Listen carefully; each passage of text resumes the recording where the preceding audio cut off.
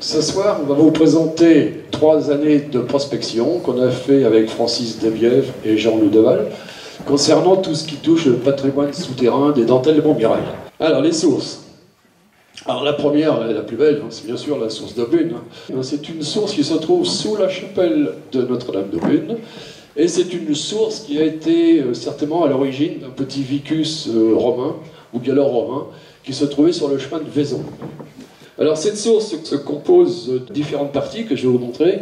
La première partie, c'est l'entrée, qui se trouve donc sous le plané, qui est au sud de Notre-Dame d'Aubune. Une fois que vous avez passé cette entrée, vous arrivez dans une galerie, et à droite de la galerie, vous avez le départ d'un aqueduc qui a alimenté le village de Beaume pendant très longtemps. Donc voici le départ de l'aqueduc qui va sur le village, et le tunnel continue pour arriver dans une salle qui a été appelée le baptistère. Alors baptistère qui n'en est pas un, mais c'est une grande salle bâtie et on ne connaît pas bien sa fonction. Ensuite, de ce tunnel, on arrive à une galerie transversale. Là, on est juste en face de la chapelle d'Aubune. Et si l'on va à gauche de cette galerie, on arrive dans une autre galerie qui paraît plus ancienne, qui est taillée dans le rocher. Et on voit ici le canal d'écoulement de l'eau. Ici, c'est le rocher. Et il y a quelques parties qui sont bâties ici, quoi. Et tout au fond de cette galerie, il y a le griffon, la source, avec une statue de la Vierge, qui est une statue récente. Voilà une carte ancienne qui nous indique le trajet de la conduite qui partait de Notre-Dame d'Aubune ici et qui suit le chemin ici pour arriver dans le village. Ensuite, je passerai la parole à Francis parce que c'est Francis qui a découvert la majorité des sources de Suzette et les mines drainantes d'eau de la région. Ça, c'est une petite mine d'eau qui est sympa parce que la Suzette, je vous montre la coupe tout de suite, elle est petite, vous voyez, elle fait 5,50 m comme ça de galerie. Après, il y a toujours un effondrement là où sort l'eau. Elle est bâtie, moi j'aime bien, elle est un peu comme à Roubiol, elle est se bouche parce qu'elle est en contrebas d'une vigne. Ici, là l'entrée comme ça. J'aime bien parce que c'est la seule que je connaisse comme ça avec un lavoir. Parce que les mines, j'ai dit, elles sont creusées en pente ascendante, donc il y a une rigole qui amène jusqu'à l'entrée, et là, il y avait un bassin, ou des bassins.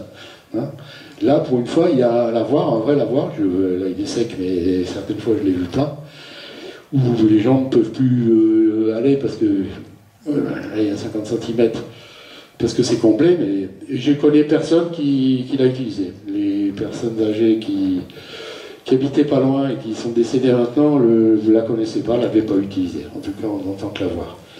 Alors les grottes de l'Auvergne, je ne sais pas si vous situez bien où c'est sur le chemin qui mène au Chalet Montrève, à la Tour Sarrazine, vous voyez. Celle-ci, c'est la grotte de l'Auvergne, et il y a en amont une autre grotte, que j'ai appelée la grotte G1, mais qui n'a pas de nom. On voit qu'il y a des réseaux. Alors il y a principalement ce réseau vert, là. Voilà l'entrée de la grotte G1, et c'est l'entrée du réseau. Ensuite, le réseau se divise en plusieurs branches. Rappelez-vous le schéma ici.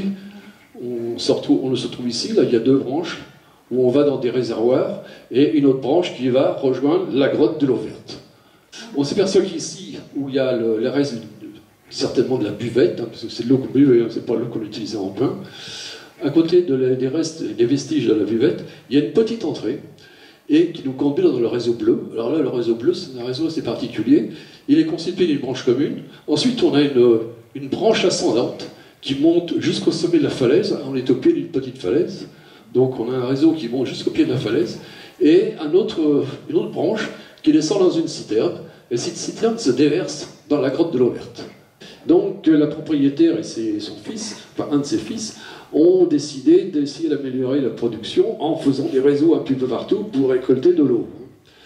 Et comme ça ne suffisait pas, ils ont trouvé encore d'autres moyens pour trouver plus d'eau. Et là, il y avait une légende qui courait dans le village qui nous disait que l'eau verte n'était pas faite dans les grottes, elle était faite dans un petit chalet qui s'appelle le chalet Montrève, qui est un petit peu plus haut.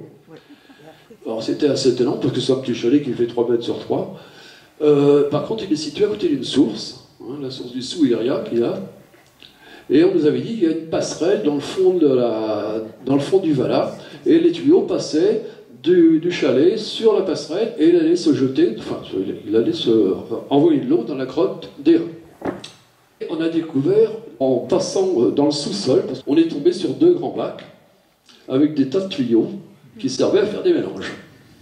Donc voilà un petit peu la forme, voilà le chalet, voilà le sous-sol, et les 2 grands bacs qui sont dans le sous-sol, avec des bouts de tuyaux. L'eau arrivait par ici, on a même trouvé le tuyau de plomb qui est branché à la source, et ils faisaient leur mélange avec les différents sels qui constituent l'eau verte, et ils envoyaient ça dans la grotte. Alors bien sûr, on a voulu trouver la passerelle, et on a trouvé effectivement la passerelle qui est au fond du Vola, qui est noyée dans la végétation. Et cette passerelle, d'après les anciens de Gigondas, elle était utilisée facilement pour les gens qui se promenaient autrefois dans le coin. Donc en fait, tout ça c'est pour dire que l'eau naturelle, purgative de Montmirail n'était pas si naturelle que ça. Bon, il faut dire que le succès de l'eau purgative de Montmirail était tellement grand qu'ils ont été obligés même de faire des installations encore plus importantes, puisque derrière la Villa des Eaux, il y a toute une série de bacs en ciment qui font des mètres cubes et des mètres cubes, et c'est là où on faisait les mélanges. Et d'ailleurs, la meilleure preuve, c'est qu'on a trouvé dans les archives de Montmirail les factures d'achat des produits chimiques qui étaient achetés à la Société des produits chimiques de l'Est et de Camargue. Donc il y a prescription, et autrefois, bien sûr, la notion d'eau naturelle n'était pas si contraignante que maintenant.